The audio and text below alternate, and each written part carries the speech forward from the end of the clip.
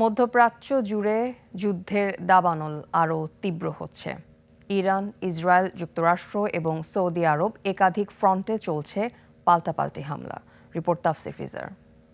Niacinamide ও salicylic সমৃদ্ধ lily face wash যা ফেসের ডেড স্কিন সেল দূর করে দেয় দ্বিগুণ ফাস্টার ব্রাইটেনিং।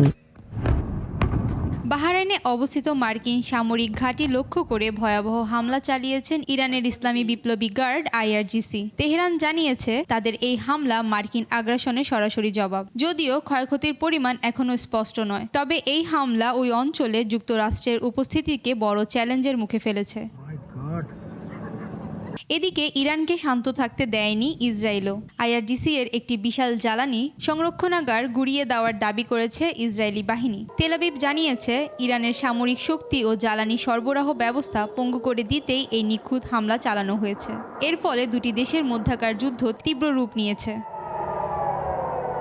ইসরায়েলের জন্য সাহায্যের পথ আরও অটল করেছে ওয়াশিংটন। মার্কিন প্রশাসন জরুরি ভিত্তিতে ইসরায়েলের কাছে 20,000-এরও বেশি আধুনিক বোমা বিক্রির অনুমোদন দিয়েছে। প্রায় $151 মিলিয়ন মূল্যের এই চুক্তি মধ্যপ্রাচ্যের মার্কিন আধিপত্য ও ইসরায়েলের সামরিক শক্তিকে আরও ত্বরান্বিত করবে বলে মনে করা হচ্ছে।